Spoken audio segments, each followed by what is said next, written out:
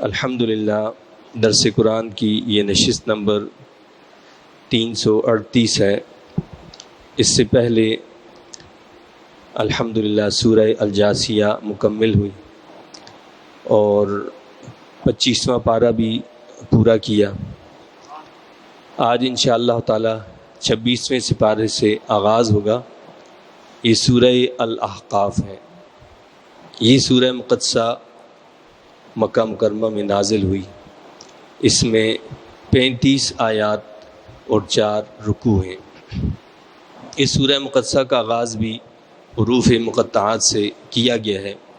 اللہ رب العزت کا ارشاد پاک ہے، اعوذ باللہ من الشیطان الرجیم، بسم اللہ الرحمن الرحیم، حامیم تنزیل الکتاب من اللہ العزیز الحکیم۔ حامیم حروف مقطعات ہیں۔ ان سے کیا مراد ہے اللہ اور اس کے محبوب کریم صلی اللہ علیہ وسلم بہتر جانتے ہیں۔ اتاری گئی ہے یہ کتاب اللہ کی طرف سے، جو سب پر غالب بہت دانا ہے۔ سب سے پہلی چیز تو یہ بتائی ہے کہ یہ کتاب کسی انسان کی نہیں بلکہ اللہ کی نازل کردہ کتاب ہے۔ اور اللہ کون ہے؟ عزیز ہے، وہ عزت والا ہے، اس کی کتاب بھی عزت والی ہے۔ جو اس کتاب سے جڑ جائے گا وہ بھی عزت والا بن جائے گا۔ اور اللہ غالب بھی ہے اور حکیم بھی ہے، وہ حکمت والا ہے۔ ما خلقنا السماوات والأرض وما بينهما إلا بالحق وأجل مسمى۔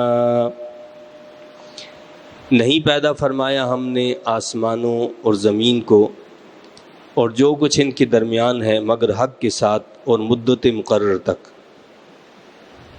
کیا بتایا کہ کائنات کی ہر شے، زمین و آسمان، جو کچھ اس کے درمیان ہے، یہ سب اللہ نے پیدا کیا ہے، لیکن ہمیشہ کے لیے نہیں۔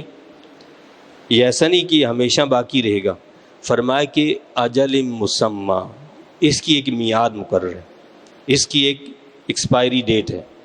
ہر شے جو ہم بناتے ہیں اس کی ایک ڈیٹ لکھ دیتے ہیں نا کہ جی اس کو یہ ایکسپائر ہو جائے گی۔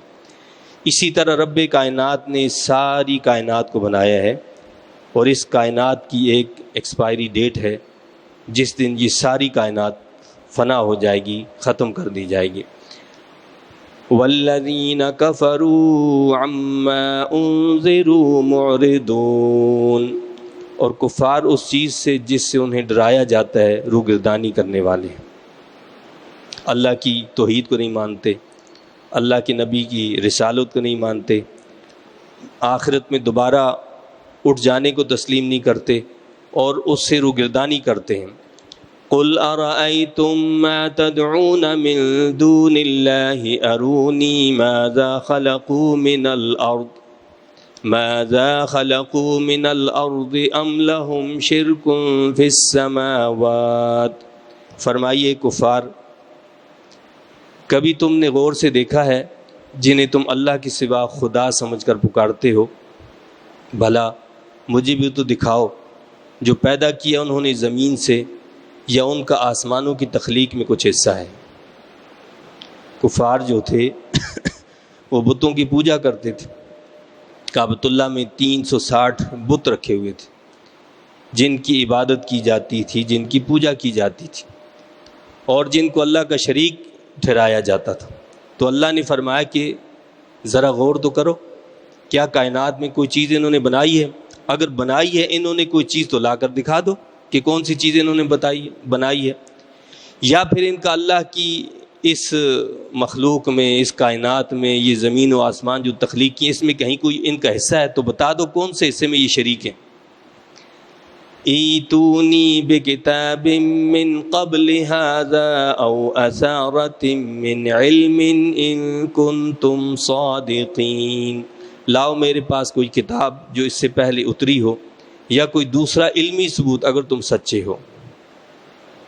اب دلائل جو ہوتے ہیں وہ 2 طرح کے ہوتے ہیں، ایک عقلی دلائل ہوتے ہیں اور دوسرے نقلی دلائل ہوتے ہیں۔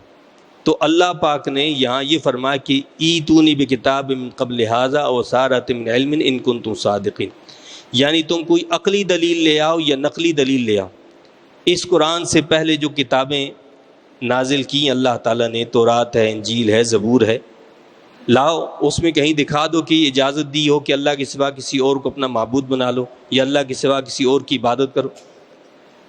اللہ کی نازل کردہ آسمانی کتابیں تو اپنی جگہ، بلکہ ہندوؤں کی جو کتابیں ہیں ویدوں میں اور جو پران وغیرہ کتابیں ان کے اندر بھی یہ بات واضح لکھی ہے کہ اللہ کی ذات یکتا اور واحد ہے، اس کے علاوہ کسی کی عبادت نہیں کی جا سکتی۔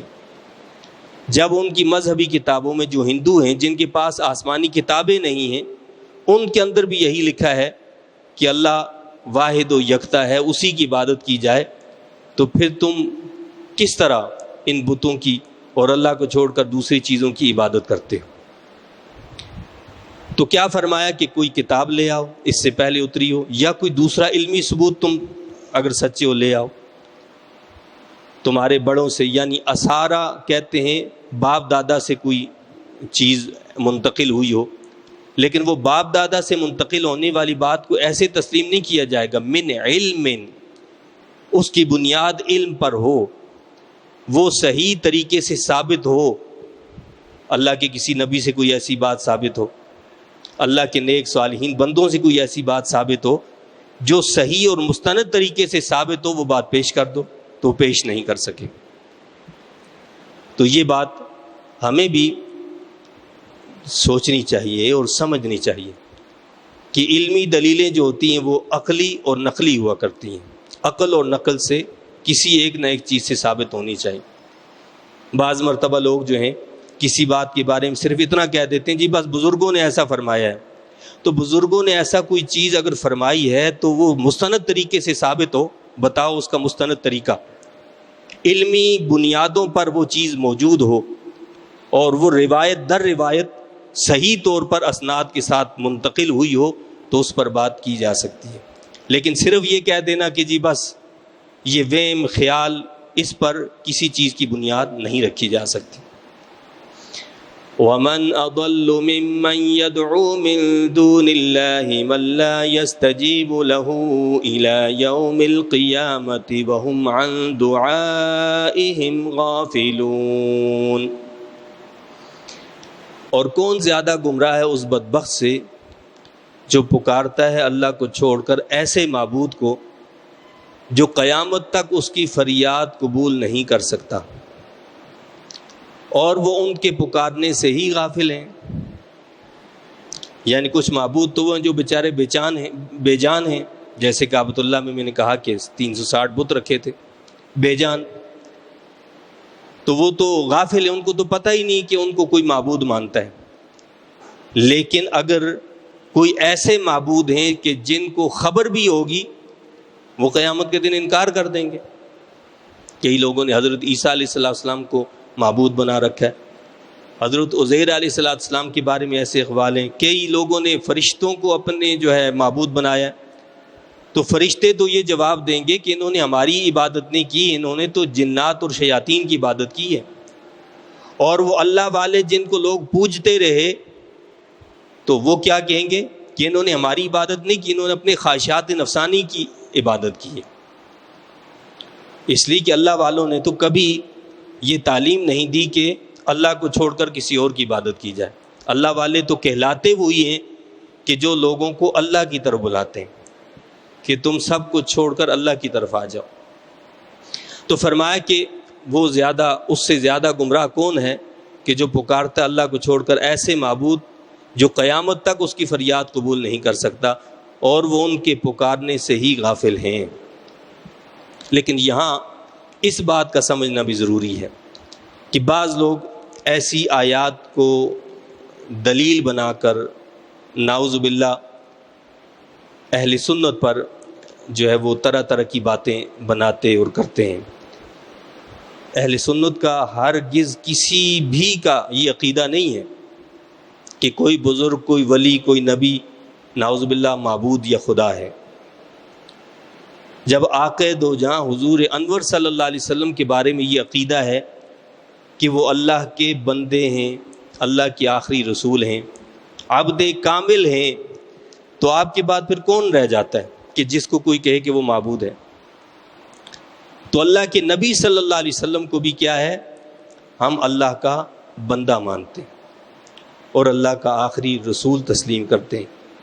کوئی اہل سنت کا فرد ایسا نہیں کہ جو کسی ولی بزرگ کو نعوذ باللہ خدا مانتا ہو یا اس کی عبادت کرتا ہو یا اس کی پوجا پاٹ کرتا ہو۔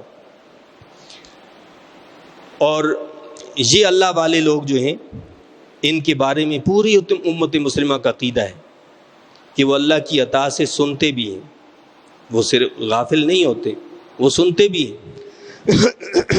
اور جواب بھی دیتے ہیں۔ خارجیوں کے علاوہ، وہ خارجی چاہے قدیم خارجی ہوں یا جدید خارجی ہوں، جو نظریہ خوارج کا تھا وہ ایک پرانے دور میں گزرے، آج اگرچہ کہ وہ فرقہ اپنی اس اصل شکل میں تو موجود نہیں، لیکن وہ عقائد رکھنے والے لوگ آج بھی موجود ہیں۔ تو خارجی چاہے قدیم ہو یا جدید، ان کے علاوہ ساری امت کا اس بات پر اتفاق ہے کہ حضور انور صلی اللہ علیہ وسلم اپنے غلاموں کے سلام کا جواب دیتے ہیں۔ حضور علیہ السلام کیا کرتے ہیں؟ اپنے غلاموں کے سلام کا جواب دیتے ہیں، عوام کو بھی جواب دیتے ہیں اور خواص کو بھی جواب دیتے ہیں، بلکہ خواص جو ہوتے ہیں وہ اپنے کانوں سے سنتے بھی ہیں کہ اللہ کے نبی صلی اللہ علیہ وسلم نے کیا کیا، ان کے سلام کا جواب دیا۔ چنانچہ یہ مشہور واقعہ ہے کہ مصر کی مشہور ولی کامل حضرت سید احمد رفاعی رحمۃ اللہ علیہ جب اللہ کے نبی صلی اللہ علیہ وسلم کی بارگاہ میں حاضر ہوئے تو بڑے ادب اور احترام کے ساتھ آپ نے اللہ کے نبی صلی اللہ علیہ وسلم کی بارگاہ میں سلام پیش کیا اور کہا کہ الصلاۃ والسلام علیک یا جدی، یعنی اے میرے نانا جان، آپ پر درود و سلام ہو۔ تو قبر انور سے جواب آیا وعلیک السلام یا ولدی، اے میرے بچے تم پر بھی سلام ہو۔ یہ جب آواز سنی حضرت سید احمد رفاعی رحمۃ اللہ علیہ نے تو ان پر وجد کی کیفیت طاری ہو گئی، اور جب ذرا فاقہ ہوا، ہوش میں آیا، تو اس وقت آپ نے فی البدی کچھ اشعار پڑھے، ایک رباعی پڑھی جس کا مقصد مفہوم یہ تھا کہ یا رسول اللہ صلی اللہ علیہ وسلم، جب میں دور تھا تو میں اپنی روح کو آپ کی بارگاہ میں بھیجتا تھا، آج میں بنفس نفیس خود حاضر ہوں آپ کی بارگاہ میں، اور میرا دل چاہتا ہے کہ آپ اپنا دست مبارک نکالیں اور میں اس کو بوسہ دوں اور سکون حاصل ہو جائے مجھے۔ تو کہتے ہیں جب آپ نے وہ رباعی پڑھی تو کیا ہوا، قبر انور سے حضور علیہ السلام کا دست مبارک باہر نکلا، جسے ہزاروں لوگوں نے دیکھا۔ حضرت امام رفاعی رحمۃ اللہ علیہ نے اس دست مبارک کو چوما اور پھر وہ دست مبارک واپس چلا گیا۔ تو آپ نے بوسہ دیا اور لوگوں نے مشاہدہ کیا اس بات کا۔ تو یہ بات جو ہے، یعنی دست مبارک کا نکلنا پھر بوسہ دیا جانا، یہ کسی عام بندے سے منقول نہیں۔ علامہ سیوطی رحمۃ اللہ علیہ نے اپنی کتاب شرح الصدور میں اس بات کو لکھا ہے، اس واقعے کو، اور تھانوی صاحب نے بھی اپنے رسائل والی جو کتاب ہے جس میں رسائل ہیں آپ کے، اس میں اس واقعہ کو نقل کیا۔ اور اسی طرح مولانا تھانوی صاحب نے اپنی کتاب نشر الطیب کے اندر واقعہ لکھا ہے حضرت امام بوصیری رحمۃ اللہ علیہ کا۔ امام بوصیری رحمۃ اللہ علیہ وہ ہیں کہ جن پر فالج کا اٹیک ہو گیا، اور فالج کا اٹیک ہونے سے ان کا یہ پورا جو دھڑ ہے یہ مفلوج ہو گیا، یہ کام نہیں کر رہا تھا۔ آپ نے قصیدہ بردہ شریف لکھا جو بہت مشہور ہے، مولا یا صلی وسلم دائما ابدا علی حبیبک خیر الخلق کلہم۔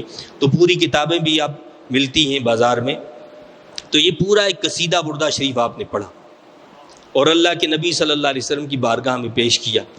اسی رات خواب میں آقا علیہ السلام تشریف لائے اور آپ کے جسم مبارک پر دست مبارک پھیرا، آپ شفایاب ہو گئے، ٹھیک اور تندرست ہو گئے۔ تو تھانوی صاحب نے اپنی کتاب نشر الطیب میں لکھا ہے، کہتے ہیں کہ صبح جب ہوئی امام بوصیری رحمۃ اللہ علیہ گھر سے باہر نکلے، ایک درویش سے ملاقات ہوئی. اس درویش نے کہا کہ بھائی وہ قصیدہ تو مجھے سناؤ جو تم نے رسول اللہ صلی اللہ علیہ وسلم کو سنایا.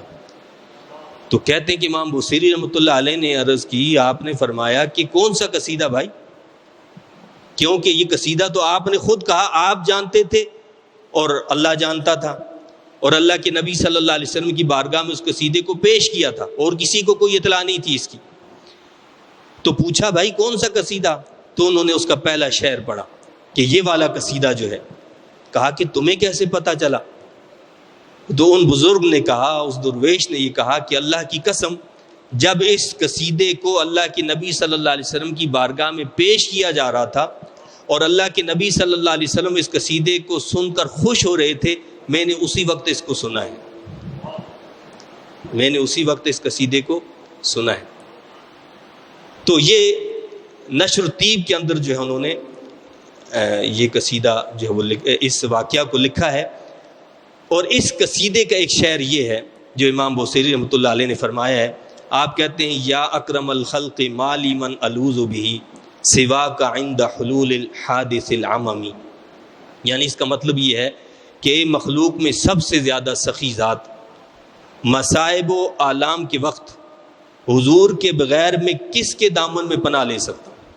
یعنی آپ کا دامن ہے جس میں میں پناہ لے سکتا ہوں. تو آپ تو پناہ مانگ رہے ہیں حضور علیہ الصلوۃ والسلام سے. اب ان چیزوں کو شرک اور بدعت کہہ دینا تو پھر یہ پورا ایک سلسلہ جو ہے یہ تو سارا پھر کہاں پہنچے گا کہ جن سے ہمیں دین ملا اور جن کی تصدیق خود رسول اللہ صلی اللہ علیہ وسلم فرماتے ہیں اور جن سے یہ سارے سلسلے چلتے ہیں. تو ان اہل ایمان پر ایسی آیات کا اطلاق کرنا بہت بڑی زیادتی ہے. ٹھیک ہے، تو کیا فرمایا اللہ نے کہ یہ جو بتوں کی پوجا کرنے والے ہیں، بتوں کی عبادت کرنے والے ہیں، ان کے بارے میں فرمایا کہ یہ ایسے معبودوں کی عبادت کر رہے ہیں جو ان کی فریاد کو نہ سن سکتے ہیں نہ قبول کر سکتے ہیں، اور وہ ان کے پکارنے سے ہی غافل ہیں. وہ ان کے پکارنے سے کیا ہیں؟ غافل. ان کو تو پتہ ہی نہیں ہے کہ ان کو کون پکارنے والا ہے. تو ان آیات کو اہل ایمان پر چسپاں کرنا نہایت ہی زیادتی ہے. آگے اللہ کا ارشاد ہے وَإِذَا حُشِرَ النَّاسُ كَانُوا لَهُمْ أَعْدَاءً وَكَانُوا بِعِبَادَتِهِمْ كَافِرِينَ. اور جب جمع کیے جائیں گے لوگ روز محشر تو وہ معبود ان کے دشمن ہوں گے اور ان کی عبادت کا صاف انکار کر دیں گے. یعنی دنیا میں جن بتوں کی پوجا کی ہوگی، چاہے وہ انسان ہوں، جنات ہوں، چاہے وہ بے جان بت ہوں، وہ سب کیا کریں گے؟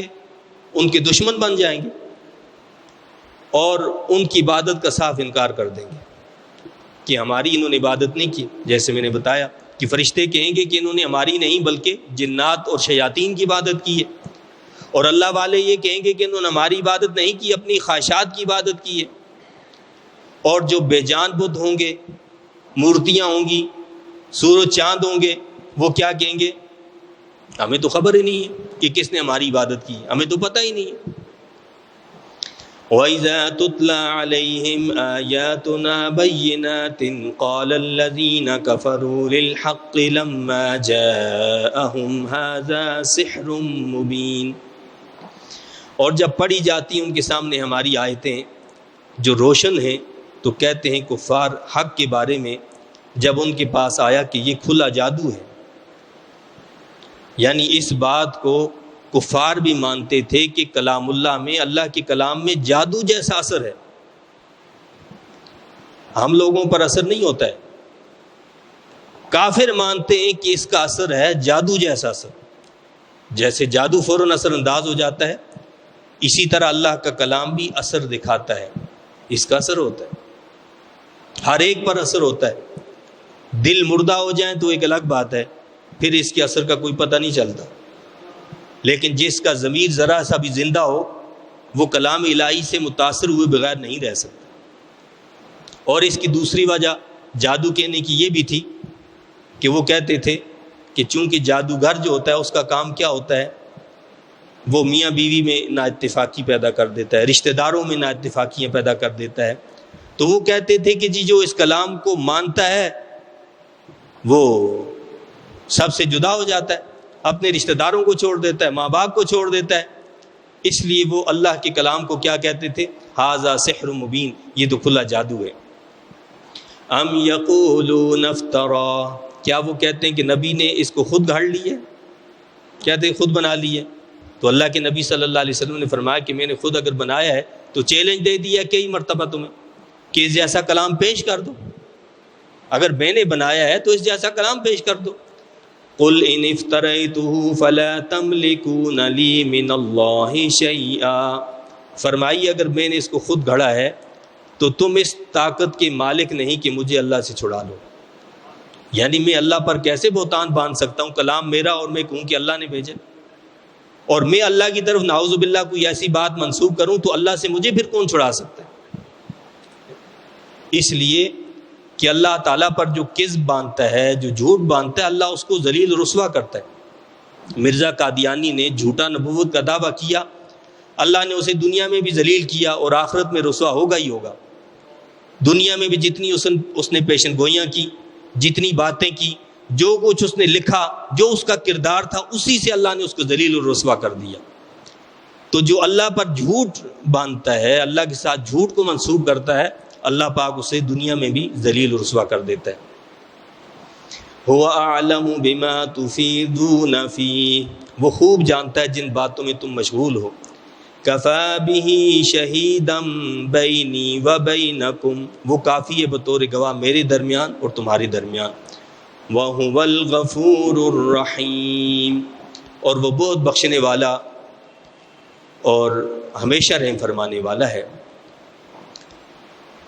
قُلْ مَا كُنْتُ بِدْعًا مِّنَ الرُّسُلِ وَمَا أَدْرِي مَا يُفْعَلُ بِي وَلَا بِكُمْ، آپ کہیے میں کوئی انوکھا رسول تو نہیں ہوں. مَا كُنْتُ بِدْعًا مِّنَ الرُّسُلِ، میں کوئی بدعت نہیں ہوں، یعنی بے اصل نہیں ہوں. میں کوئی نیا رسول نہیں ہوں. بدعت کہتے ہیں نئی ایجاد، کوئی ایسی نئی چیز جس کی پہلے سے مثال موجود نہ ہو، شریعت میں اس کا کوئی اثر موجود نہ ہو، وہ بدعت ہوتی ہے. تو اللہ کے نبی نے فرمایا کہ اے لوگو، کیا میں کوئی انوکھا اور نیا رسول آ گیا ہوں؟ مجھ سے پہلے کیا رسول نہیں آئے؟ مجھ سے پہلے بھی تو رسول آئے، مجھ سے پہلے بھی نبی تشریف لائے، جس طرح وہ آئے اس طرح میں بھی آیا ہوں. آپ کہیے میں کوئی انوکھا رسول تو نہیں ہوں، اور میں از خود یہ نہیں جان سکتا کہ کیا کیا جائے گا میرے ساتھ اور کیا کیا جائے گا تمہارے ساتھ. ما ادری ما یفعل بی ولا بکم، مجھے یہ پتہ نہیں کہ میرے ساتھ کیا ہوگا اور تمہارے ساتھ کیا ہوگا. یہ کلمات اور یہ الفاظ وہ ہیں کہ جن پر بعض لوگوں کی باتیں کھل اٹھتی ہیں اور بڑے تمطراق کے ساتھ کہتے ہیں یہ دیکھو جی نبی تو یہ کہتے ہیں کہ ما یفعل بی ولا بکم، مجھے یہ پتہ نہیں کہ میرے ساتھ کیا ہوگا تمہارے ساتھ کیا ہوگا. اور آپ کہتے ہو جی وہ تو غیب جانتے ہیں، غیب کا علم ہے. تو یہ سب کیا فرمایا جا رہا ہے کہ وما ادری ما یفعل بی ولا بکم، مجھے خود یہ پتہ نہیں ہے کہ میرے ساتھ کیا کیا جائے گا اور تمہارے ساتھ کیا ہوگا. پہلی بات تو یہ سمجھ لیں کہ کسی کو کسی سے کوئی محبت ہو اور اس کے سامنے یہ تذکرہ کیا جائے کہ یہ فلاں شخص، فلاں لیڈر، فلاں اسکالر، فلاں بندہ جس سے کوئی محبت کرتا ہے وہ تو ایسا اور ویسا اور ویسا ہے، اس کے اندر عیوب نکالے. تو مجھے بتائیے کہ جو اس لیڈر سے محبت کرنے والا ہوگا، اس فرد اور اس شخص سے محبت کرنے والا ہوگا، کیا وہ اس کی عیوب سننے کے لیے تیار ہوگا؟ کبھی بھی تیار نہیں ہوگا. اگرچہ کہ وہ عیوب اس کے اندر موجود ہوں تب بھی وہ تیار نہیں ہوگا، ماننے کے لیے تیار نہیں ہوگا. لیکن یہ عجیب بات ہے کہ کوئی شخص رسول پاک صلی اللہ علیہ وسلم سے محبت کا دعویٰ بھی کرتا ہو اور عیوب بھی تلاش کرتا ہو اور کہتا ہو یہ دیکھیں جی یہ عیب، ان کو تو پتہ ہی نہیں، اپنی خبر نہیں ہے، تو میری آپ کی خبر کہاں سے ہوگی؟ تو پہلی یہ چیز ہے. دوسری بات یہ ہے اس پر تفصیلی گفتگو اگر دیکھنی ہو تو تفسیر تبیان القرآن علامہ غلام رسول سعیدی رحمہ اللہ کی جو تفسیر ہے، اس مقام پر اس کو دیکھا جائے، بڑی تفصیل کے ساتھ انہوں نے اس کا جو ہے جواب دیا ہے، جتنے بھی اس پر شبہات پیش کیے گئے ان کا انہوں نے جواب دیا۔ اور اللہ پاک کروڑا رحمتیں اور برکتیں نازل فرمائے صاحب تفسیر ضیاء القرآن پر۔ انہوں نے بڑے پیارے انداز میں یہاں پر گفتگو فرمائی ہے، یعنی ایسی گفتگو کہ جو دل میں اترتی چلی جائے۔ تو اس مقام پر تفسیر ضیاء القرآن کو بھی دیکھ لیا جائے، پڑھ لیا جائے، تو انشاءاللہ آپ کا دل مطمئن ہو جائے گا۔ مختصراً اس کا مطلب کیا ہے؟ وما ادری ما یفعل بی ولا بکم، اس کا مطلب یہ ایک ہوتا ہے ادراک اور ایک ہوتا ہے علم۔ ادراک کا مطلب یہ ہوتا ہے، درایت کا مطلب یہ ہوتا ہے جسے ہم کہتے ہیں درایت، یعنی اپنی عقل سے، اپنے خیالات سے، اپنے ظن اور تخمین سے کسی بات کو جان لینا۔ تو اللہ کے نبی صلی اللہ علیہ وسلم نے یہاں جس چیز کی نفی کی ہے وہ کیا ہے؟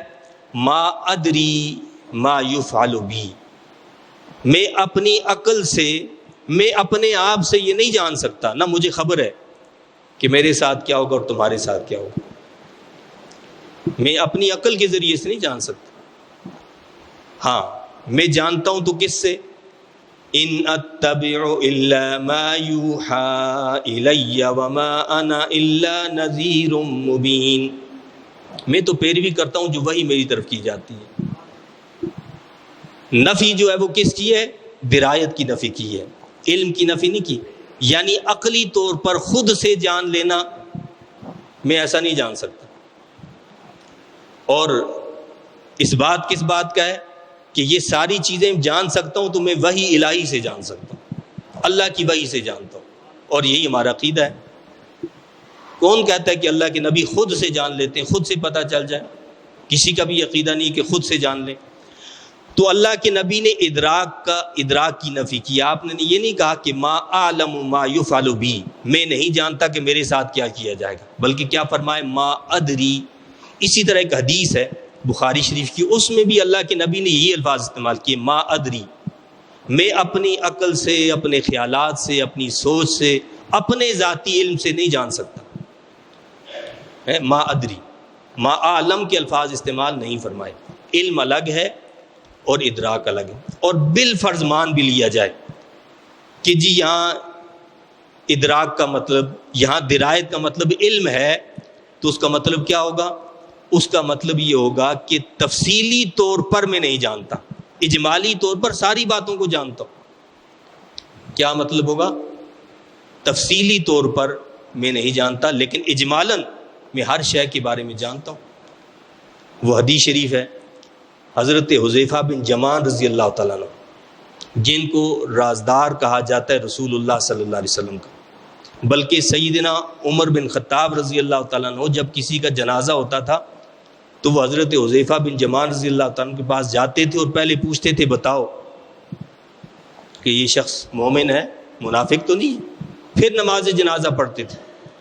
تو حضرت حذیفہ بن یمان رضی اللہ تعالیٰ عنہ وہ ہیں کہ جن کو اللہ کے نبی صلی اللہ علیہ وسلم نے اپنے راز و نیاز کی باتیں بتائی۔ آپ فرماتے ہیں کہ آج سے لے کر قیامت تک کا ہر وہ فتنہ جو رونما ہونے والا ہے اس کے بارے میں تمام لوگوں سے زیادہ مجھے علم ہے، کیونکہ مجھے اللہ کے نبی صلی اللہ علیہ وسلم نے اس کی خبر دی،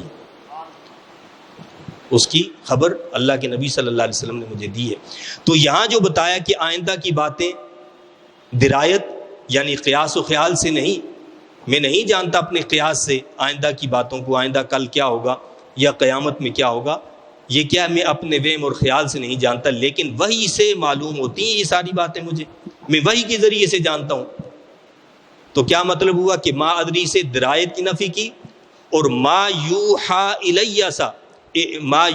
الیہ اس سے اللہ کے نبی نے علم خداوندی کا ثبوت دی ہے کہ میں جو بھی جانتا ہوں وہ اللہ کی وحی کے ذریعے سے جانتا ہوں۔ آپ مجھے یہ تو بتائیں کہ وہ نبی کہ جو دوسروں کو جنت کی بشارت دے، اسے خود پتہ نہ ہو میرے ساتھ کیا ہوگا۔ عشرہ مبشرہ وہ 10 صحابہ جن کو اللہ کے نبی صلی اللہ علیہ وسلم نے ایک مجلس میں بیٹھ کر یہ خبر سنائی، خوشخبری دی کہ یہ سارے جنتی ہیں. یہ تو عشرہ مبشرہ کی بات ہے نا، صرف 10 لوگوں کو ایک ساتھ ایک مجلس میں اللہ کے نبی نے بشارت دی. ان کے علاوہ کئی صحابہ کرام ہیں جن کو اللہ کے نبی صلی اللہ علیہ وسلم نے جنتی ہونے کی بشارت دی. حسنین کریمین جو تھے ان کے بارے میں فرمایا کہ سیدہ شباب اہل الجنہ، جنتی نوجوانوں کے سردار ہیں. تو جس نبی نے اپنے غلاموں اور خادموں کے لیے فرمایا کہ یہ جنتی ہیں، اسے خود اپنا پتہ نہیں کہ میرے ساتھ کیا ہوگا. یہ عجیب بات ہے.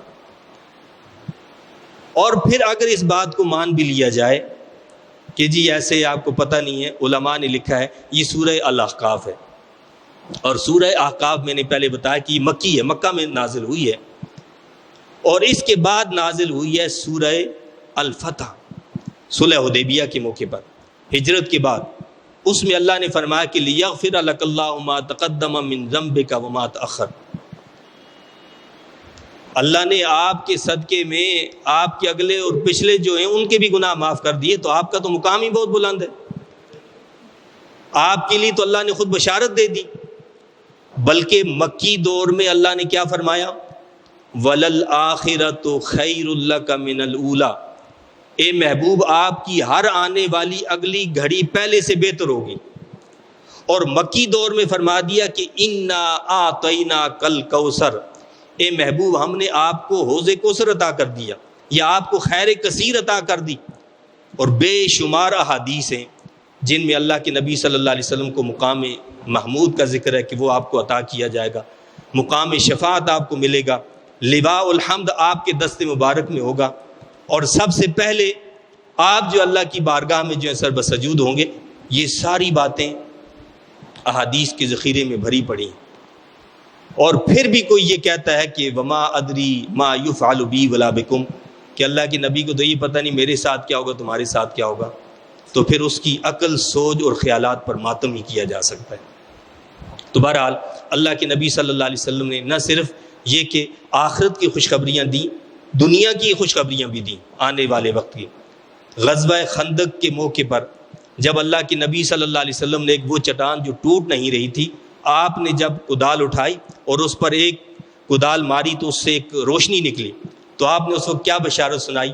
آپ نے فرمایا کہ کیسر و کسرا اور یمن جو ہے وہ فتح ہو جائیں گے. کہ اس میں مجھے دکھایا گیا ہے کیسر و کسرا اور یمن فتح ہو جائیں گے. اور یہ ساری بشارت پوری ہوئی دور فاروقی میں. حضرت سیدنا عمر فاروق رضی اللہ تعالیٰ عنہ نے کیا کیا؟ اپنے دور خلافت میں یہ کیسر و کسرا اور یمن ان سارے علاقوں کو فتح کر لیا. بہرحال اللہ نے کیا فرمایا کہ محبوب آپ فرمائیے کہ میں کوئی انوکھا رسول نہیں ہوں، اور میں از خود نہیں جان سکتا کہ کیا کیا جائے گا میرے ساتھ اور کیا کیا جائے گا تمہارے ساتھ. ان اتبع الا ما یوحى الی وما انا الا نذیر مبین. میں تو پیروی کرتا ہوں جو وحی میری طرف کی جاتی ہے، اور میں نہیں ہوں مگر صاف صاف ڈرانے والا. قل ارأیتم ان کان من عند اللہ وکفرتم به وشہد شاہد من بنی اسرائیل. فرمائیے کیا تم نے کبھی اس بات پر غور کیا کہ اگر یہ اللہ کی طرف سے ہو، یہ قرآن اللہ کی طرف سے ہو، اور تم اس کا انکار کر دو تو اس کا انجام کیا ہوگا؟ یہ تو غور کرو نا. تم اس کو منع کرتے ہو، انکار کرتے ہو کہ یہ اللہ کا کلام نہیں ہے. لیکن اگر بالفرض یہ تو غور کرو یہ اللہ کا کلام ہو، پھر اس کا انجام کیا ہوگا؟ یہ تو ذرا سوچو. وَشَهِدَ شَاهِدٌ مِّن بَنِي إِسْرَائِيلَ عَلَى مِثْلِهِ فَآمَنَ وَاسْتَكْبَرْتُمْ. حالانکہ گواہی دے چکا ایک گواہ بنی اسرائیل سے اس کی مثل پر وہ ایمان بھی لے آیا اور تم نے تکبر کیا. اب یہ بنی اسرائیل سے گواہی دے چکا ہے، وہ کون ہے؟ مفسرین میں اس حوالے سے اختلاف ہے، مختلف روایات ہیں. ایک روایت کے مطابق اس سے مراد حضرت عبداللہ بن سلام رضی اللہ تعالیٰ عنہ، جو یہود کے بڑے عالم تھے، اور پھر اللہ نے اسلام کی دولت سے مالا مال کیا، اور پھر انہوں نے حضور علیہ السلام کی غلامی کو اختیار کر دیا. تو انہوں نے یہ فرمایا کہ اللہ کا کلام ہے، اللہ کے نبی کی نبوت کی شہادت دی، اسلام کے برحق ہونے کی شہادت دی. اور بعض علماء کے نزدیک اس سے مراد حضرت موسیٰ علیہ السلام. کہ حضرت موسیٰ علیہ السلام بنی اسرائیل میں تشریف لائے، آپ نے بنی اسرائیل کو دعوت دی تو بنی اسرائیل نے آپ کی دعوت کو قبول کر لیا۔ تو یہاں یہ بتایا جا رہا ہے کہ موسیٰ علیہ السلام تشریف لائے، بنی اسرائیل نے ان کی دعوت کو قبول کر لیا، وہ تورات لے کر آئے، انہوں نے تورات کو مان لیا۔ تمہارے پاس آخری رسول محمد رسول اللہ تشریف لے آئے اور آخری کتاب قرآن کریم آ چکی، اور واستکبرتم، تم نے تکبر اختیار کر لیا، تم نے نہ کتاب کو مانا نہ میرے نبی کو تسلیم کیا۔ ان اللہ لا یہدی القوم الظالمین، بے شک اللہ تعالیٰ نہیں ہدایت دیتا ظالم لوگوں کو۔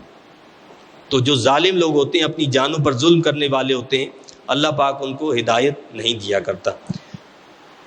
اور یہ چونکہ موقع ہے حضرت سیدنا عمر فاروق رضی اللہ تعالیٰ عنہ کی شہادت کا، یکم محرم الحرام کو آپ کی شہادت ہوئی ہے۔ ویسے آپ کو جو آپ پر حملہ ہوا، آپ زخمی ہوئے، تقریباً 26 یا 27 ذی الحج کی تاریخ تھی۔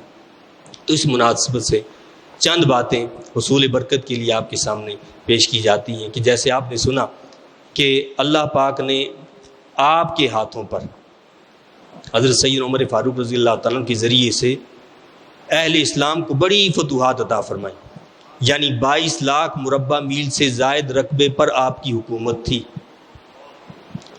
22 لاکھ مربع میل سے زائد۔ اور سیدنا عثمان غنی رضی اللہ تعالیٰ عنہ جب آئے تو آپ نے دیگر کئی ممالک کو فتح کیا، اور اس سے زیادہ رقبے پر حضرت سیدنا عثمان غنی رضی اللہ عنہ کی حکومت تھی۔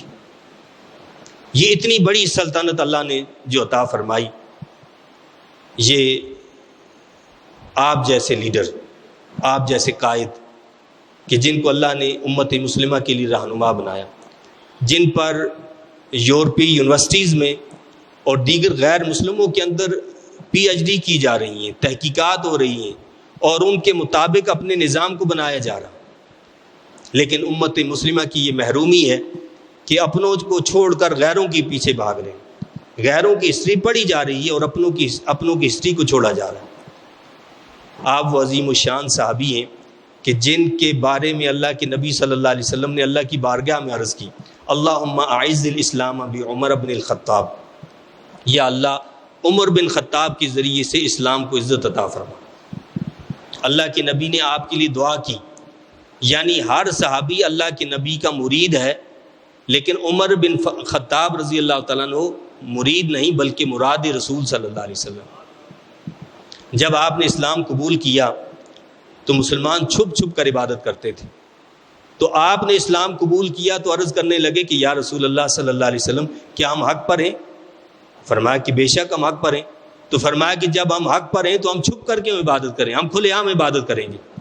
آپ کے اسلام قبول کرنے کے بعد کعبۃ اللہ میں مسلمان عبادت کرنے لگے، اس سے پہلے عبادت کعبۃ اللہ میں نہیں کرتے تھے۔ آپ کی اسلام کی قبول کی وجہ سے یہ اللہ نے اہل اسلام کو یعنی کمال عطا فرمایا۔ جب آپ نے اسلام قبول کیا، مسلمانوں میں زمین پر تو خوشی کی لہر دوڑ گئی، اس کے ساتھ ساتھ آسمانوں پر بھی خوشی ہوئی، اور اللہ کے نبی صلی اللہ علیہ وسلم کی بارگاہ میں فرشتے حاضر ہوئے اور آ کر مبارکباد پیش کی کہ عمر نے اسلام قبول کیا، اس پر آپ کو مبارکباد ہو۔ فرشتوں نے آسمانوں پر خوشی کے جو ہے منائی اور ایک دوسرے کو مبارکباد دی۔ حضرت حسن بصری رحمۃ اللہ علیہ فرماتے ہیں کہ جب قیامت کا دن ہوگا، اسلام آ کر لوگوں سے ملے گا اور عمر کے پاس جا کر عمر کے ہاتھ کو پکڑ لے گا۔ اسلام اس کو ایک شکل دی جائے گی، مادی شکل دی جائے گی، اسلام ایک مادی شکل میں آئے گا اور ہر ایک سے ملے گا، اور عمر کے ہاتھ کو جا کر پکڑ لے گا، اور کیا کرے گا؟ حضرت عمر کا ہاتھ پکڑ کر وسط عرش کی طرف وہ چڑھے گا اور دربار الہی میں جا کر عرض کرے گا، اسلام، دین اسلام عرض کرے گا، یا رب میں تو روپوش تھا، میری بے وقتی کی جاتی تھی، میری بے توقیری کی جا رہی تھی، یہ وہ شخص ہے جس نے مجھے آشکارا کی ہے، یہ وہ شخص ہے جس نے مجھے آشکارا کی ہے۔ احادیث میں آتا ہے، صحابہ کرام فرماتے ہیں کہ جس نے بھی مکہ سے ہجرت کی، چھپ کر ہجرت کی، لیکن جب عمر ہجرت کرنے لگے تو علل اعلان کعبۃ اللہ میں گئے، طواف کعبہ کیا، طواف کعبہ کرنے کے بعد فرمایا کہ عمر آج مکہ سے ہجرت کر رہا ہے، کسی کو اپنی بیوی کو بیوہ کرنا ہے اور اپنے بچوں کو یتیم کرنا ہے تو عمر کا پیچھا کر لے۔ کسی ایک کو ہمت نہیں ہوئی کہ وہ حضرت عمر پر کوئی ہاتھ اٹھا سکے۔ یہ جو قرآن ہے آج ہمارے سامنے، دراصل یہ حضرت سیدنا عمر فاروق رضی اللہ تعالیٰ عنہ کا وہ صدقہ ہے کہ یہ اس شکل میں ہمارے پاس موجود ہے، اس لیے کہ اس مدون شکل میں لے کر آنے کی سب سے پہلے پیشکش کرنے والے سیدنا عمر فاروق رضی اللہ تعالیٰ عنہ تھے۔ آپ نے سیدنا صدیق اکبر رضی اللہ عنہ کے واقعہ میں یہ بات بارہا سنی ہے کہ سیدنا عمر فاروق رضی اللہ تعالیٰ عنہ نے ایک غزوہ جس میں تقریباً 700 حفاظ صحابہ کرام شہید ہو گئے، تو آپ نے آ کر فرمایا کہ بھائی یہ مجھے لگ رہا ہے کہ اگر اس طرح حفاظ شہید ہوتے رہے تو قرآن آگے کیسے جائے گا، آگے کیسے منتقل ہوگا، تو اس کو باقاعدہ مدون شکل میں لایا جائے۔ تو سیدنا ابوبکر صدیق رضی اللہ تعالیٰ عنہ نے انکار کیا، حتیٰ یہ کہ آپ بار بار یہ بات کہتے رہے تو آپ کا سینہ کھل گیا۔ پھر حضرت سیدنا صدیق اکبر رضی اللہ تعالیٰ نے حکم دیا حضرت زید بن ثابت رضی اللہ تعالیٰ عنہ کو، تو انہوں نے بھی اسی طرح انکار کیا اور اللہ نے پھر ان کے سینے کو بھی کھول دیا۔ تب یہ قرآن اس طرح مدون شکل میں ایک جگہ یکجا کیا گیا اور یکجا کر کے سیدنا صدیق اکبر رضی اللہ تعالیٰ عنہ کے پاس، اور پھر وہ منتقل ہوتا ہوا سیدنا عثمان غنی رضی اللہ تعالیٰ عنہ کے پاس، اور پھر یہ آج ہمارے پاس یہ موجود ہے یہ قرآن۔ یہ سیدنا عمر فاروق رضی اللہ تعالیٰ عنہ کا سب سے بڑا کارنامہ ہے۔ آپ کی اتنی بڑی مملکت، میں نے بتایا کہ 22 لاکھ مربع میل سے زائد رقبے پر آپ کی حکومت تھی، لیکن اتنی بڑی حکومت میں کبھی کسی ایک عام شہری کا قتل نہیں ہوا، کسی ایک شہری کا کبھی بھی قتل نہیں ہوا۔ سب سے پہلے مردم شماری کرنے والے سیدنا عمر فاروق رضی اللہ تعالیٰ عنہ ہیں، سب سے پہلے ڈاک خانے کا نظام قائم کرنے والے سیدنا عمر فاروق رضی اللہ تعالیٰ عنہ ہیں، سب سے پہلے محکمہ پولیس قائم کرنے والے سیدنا عمر رضی اللہ تعالیٰ عنہ ہیں، سب سے پہلے جیل خانہ بنانے والے سیدنا عمر رضی اللہ تعالیٰ عنہ ہیں، سب سے پہلے باقاعدہ فوجی ادارہ منظم انداز میں قائم کرنے والے سیدنا عمر رضی اللہ تعالیٰ عنہ۔ اور آپ نے احتساب کا ایک ایسا نظام قائم کیا کہ ایک عام آدمی برسر عام یہ کہہ سکتا تھا کہ عمر آج تم نے جو لباس پہنا ہے اس کی تو ایک ایک چادریں تم نے لوگوں کو دی تھی، اس ایک چادر سے پورا لباس نہیں بن سکتا، یہ تم نے پورا لباس کیسے پہنا ہے؟ تو سیدنا عمر جواب دہ ہوتے ہیں کہ یہ پورا لباس کیسے بن گیا۔ یہ نظام احتساب کا آپ نے قائم کیا۔ اللہ تعالیٰ سے دعا التجا ہے کہ اللہ تعالیٰ ہمیں سیدنا عمر فاروق رضی اللہ تعالیٰ عنہ کی اور دیگر تمام صحابہ کرام کی سچی محبت عطا فرمائے اور ان کی فیوز و برکات سے ہمیں مالا مال فرمائے، ان کے عمل و کردار کے مطابق ہمیں اپنی زندگی کو بنانے کی توفیق عطا فرمائے۔ آمین۔ وآخر دعوانا الحمدللہ رب العالمین۔